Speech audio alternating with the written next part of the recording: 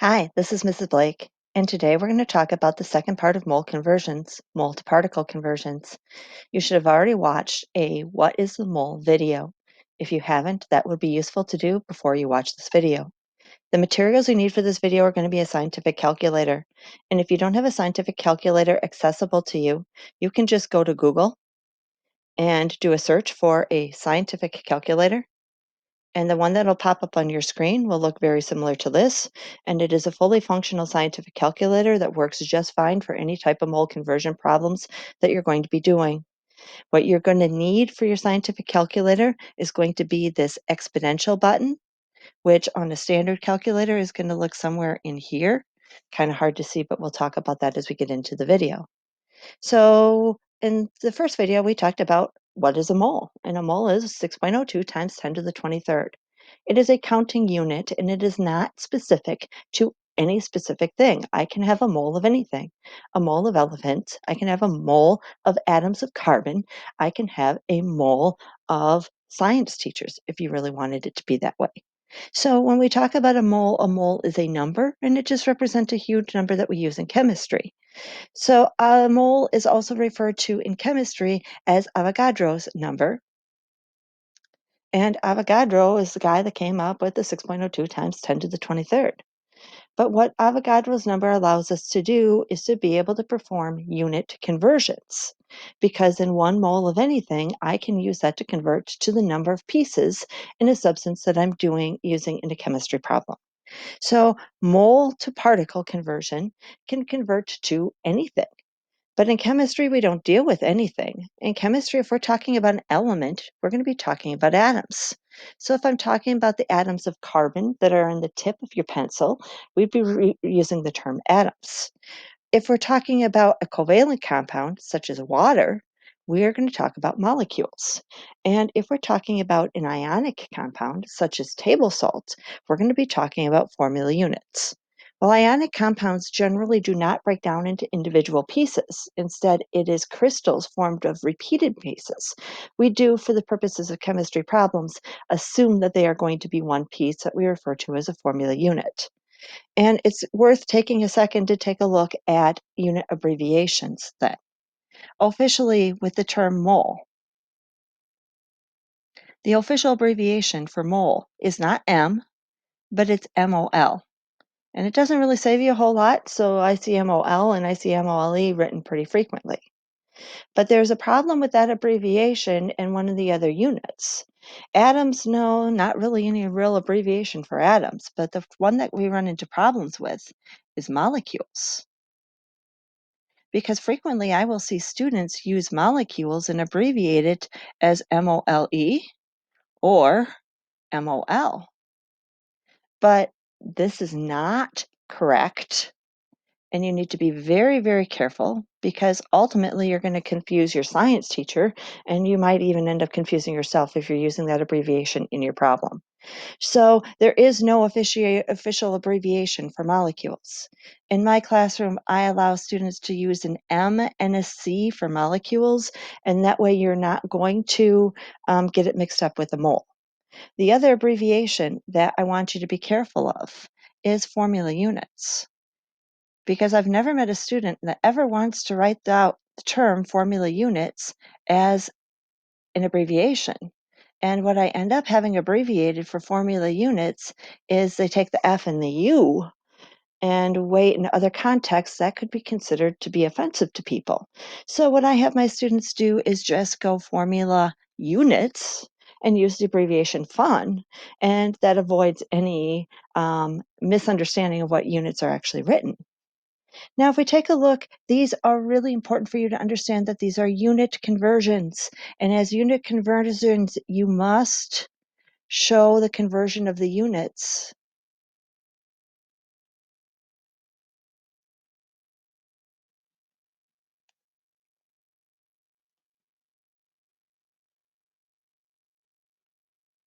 In chemistry, these look an awful lot like math problems, but chemistry isn't math. And it's really important that we use math in our problems, but this is about the conversion of units. So if I take a look at the first problem, it says how many copper atoms are in 5.6 moles of copper. And there's a real key instruction here. I am supposed to take atoms and I am supposed to turn those atoms into moles. So somewhere in your problem, you need to show me that atoms or moles are being turned into atoms. Now, in any chemistry problem, these can all be set up the same way. And if we take a look at setting up that problem, I'm just going to do this because my worksheets have a chart and it's going to allow you to be able to actually type in the actual boxes. Now, this box is never really going to be filled in. So that box you can always kind of X out. But whatever I'm going to do, I am going to take the number given me in the problem, but it's really more than that number. Don't just take the 5.6. What I'm doing is I'm taking this 5.6, but what I'm converting is I am converting the moles, and specifically I'm converting the moles of copper. All right, this is always, always, always going to be my starting point so that when I look at any problem that they give me and I see a number given to me in the problem, this is always going to be the number or the place that I'm going to put it in my actual chemistry problems. Now, in a unit conversion, we treat these like fractions. And what I end up with is this part becoming what I know as my conversion factor.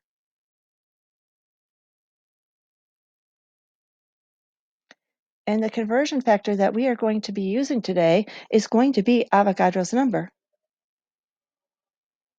Because I know that in 1 mole of anything, there are 6.02 times 10 to the 23rd anything. And in this case, it's going to be atoms. A conversion factor is taking an equivalent statement and turning it into a fraction. But which gets written where? Well, that's where it's important to take a look at your units. Because if I want moles to be gone and to cancel out, I'm going to put moles on the bottom so that mathematically, just like with a fraction, something on the top and something on the bottom can cancel out. And then what does that leave? Well, in 1 mole of anything, there are, in this case, 6.02 times 10 to the 23rd atoms. So that 1 mole is equal to 6.02 times 10 to the 23rd becomes that conversion factor that I'm going to use. Now, this looks a little weird as far as a math problem, but really the math for this really isn't too bad because anything on the top of this is going to be multiplied by, and anything on the bottom of this is going to be divided by. And what does that do? Well, I can see that my moles have canceled. And what have I turned it into? Well, I've turned it into atoms, which is what this problem is asking me about. So mathematically, what am I going to have? Well, let's take a look at your calculator. In scientific notation in your calculator, many students start out by doing this wrong and end up with some pretty weird numbers in some of these calculations. So what are we going to do? Well, I'm going to take this 5.6 and I am going to take it times anything on the top, which is going to be 6.02. But this is where students aren't quite sure how to put this into your calculator, or you put it in a previous way that doesn't necessarily work in these problems. So let's take a look at the calculator. That's where this exponential button comes in. And on this calculator, if you're using a real calculator, you're going to be looking for something that is going to be either an EE, an EXP, or on some, and this is pretty rare, a times 10 to the X button. You can always Google your type of calculator, how to do scientific notation, and you should come up with instructions on how to do that. So when I take a look and I put this into my calculator really takes a look, looks like the one that's on this side right here. When I put this into my calculator, what am I going to do? Well, I am going to not press times here. Instead, I am going to use this button, either the EE or the EXP. Now I do have to hit some second to get to that function on my calculator. And then I'm just going to put in the power. So when I'm typing this into my calculator, I'm going to type 5.6. I'm going to type times. I'm going to put 6.02. I press my exponential button. Then I put in the power. Now, technically, I need to divide by anything that's on the bottom, and technically I need to divide by 1, but I know that doesn't change my number, so I really don't punch that into my calculator. And what am I going to come out with my calculator? Well, my calculator is going to spit out 3.37 times 10 to the 24th atoms.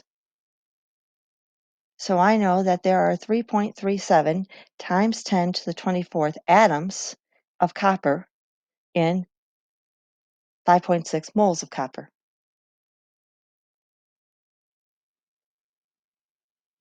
The second problem is set up very, very much like the first. So take a second, try the second problem, and then we'll solve it together.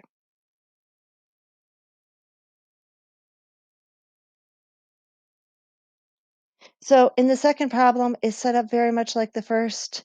Again, on my worksheets, you can actually type in each one of these individual boxes, and that's why I leave the setup like this. The bottom's never going to be filled out, so I'm going to X it out. This number is always going to be the one that goes on the top. So I have 6.57, and this is going to be moles of cadmium. Oops, I kind of crowded my answer here. Try again.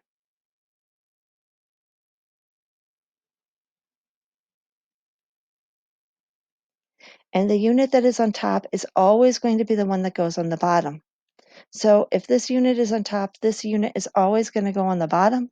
And I don't care what chemistry problem you're doing, that's going to be a very similar setup. Now my conversion factor, that's what goes here, is going to be Avogadro's number. And Avogadro's number says that in 1 mole of cadmium, or in 1 mole of anything, there are 6.02 times 10 to the 23rd atoms of cadmium. I use the term atoms because this is an element. And what does that allow me to do? That allows me to get rid of the unit moles, and that leaves me with the atoms that I'm trying to find in the problem. Because my problem says how many cadmium atoms are there in 6.5 moles. Again, mathematically then, this is going to be multiply anything on the top and divided by anything that's on the bottom. So in my calculator, I am going to put 6.57. I'm going to hit times. I'm going to put 6.02. And again, it is EE or EXP. So I'm going to put that button, and I'm not going to hit times, and I'm not going to hit 10. I'm only then going to put the power, which is 23. And technically, I'm going to divide by the 1 before I hit the equals, but I don't really ever put that into my calculator. So what you should have come out with in problem number 2 is going to be 3.96 times 10 to the 24th. And this is going to be atoms of cadmium.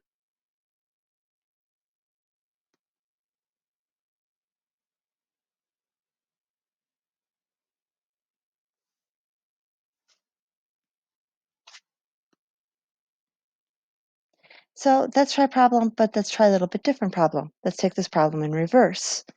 So I have 4.3 times 10 to the 23rd molecules. And again, my problem is going to be set up in brackets like this because this works great on my worksheets. So I have 4.3 times 10 to the 23rd. But this time I'm going to be starting with molecules, which I'm going to abbreviate as MC. And what do I know? Well, this is going to be nitrogen. Technically, nitrogen's a diatomic, so I'm going to write it as N2. And in the setup of my problems are always going to be set up the same way where this unit goes on the bottom. But there's an importance here. This is going to be molecules of nitrogen on the bottom. And I'm going to go up here, and this time I'm not going to be starting with moles. This time I'm going to be starting with particles because molecules is going to be right here. Now I'm still going to use the same conversion factor, but what this allows me to do is flip my conversion factor around because now it's not atoms here. Now this is going to be molecules here. And I know that there are 6.02 times 10 to the 23rd molecules in 1 mole. So that when I set up my conversion factor in this problem, my molecules is on top, molecules needs to go on the bottom. But that's not in one molecule. It is still in 1 mole. There are going to be 6.02 times 10 to the 23rd molecules.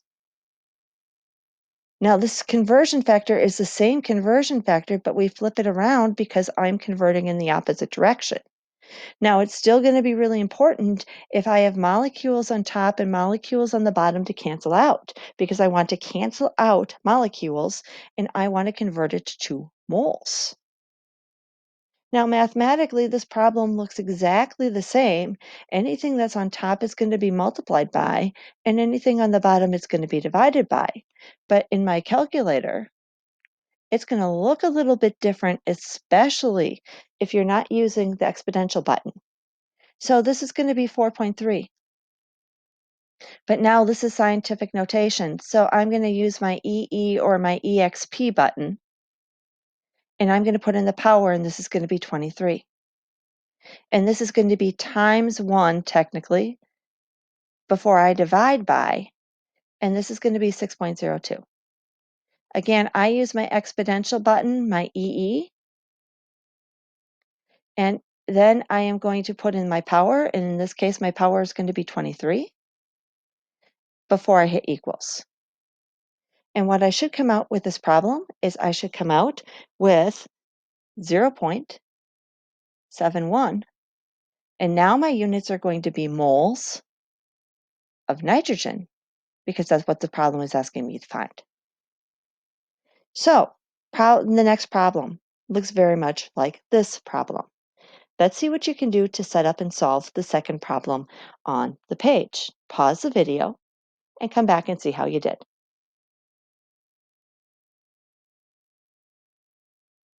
So, we're taking a look at how many moles of NaCl are there in 3.4 times 10 to the 24th formula units of NaCl.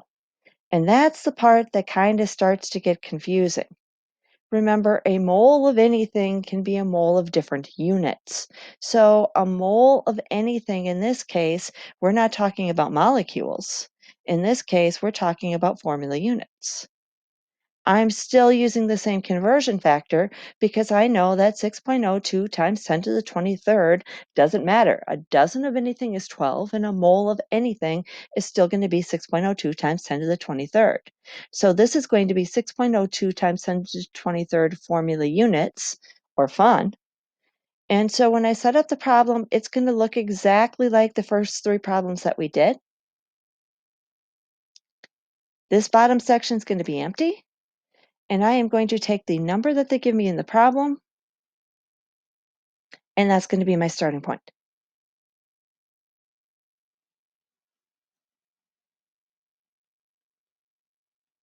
Now, I always take that unit that is on top, and I should have NaCl next to it. I should always take that unit on top, and that unit on top is going to go down to the bottom. So in this case, it is going to be formula units of NaCl.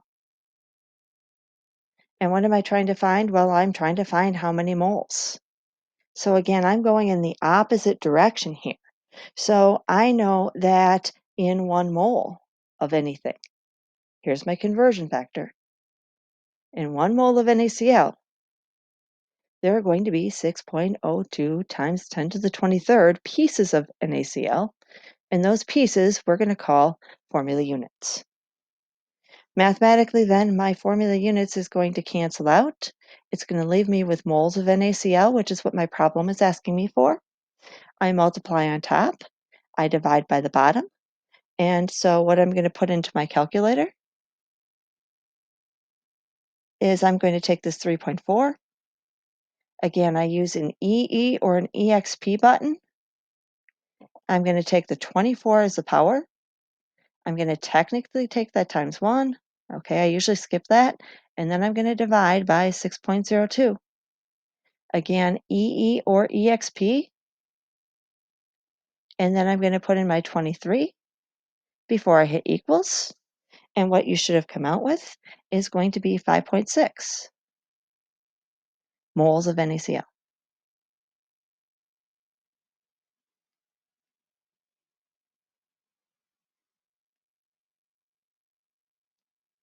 These problems get easier with practice, but make sure you're going to be focusing on your units because these problems are about converting moles to formula units, or moles to molecules, or moles to atoms, and please make sure you're showing that in your problems.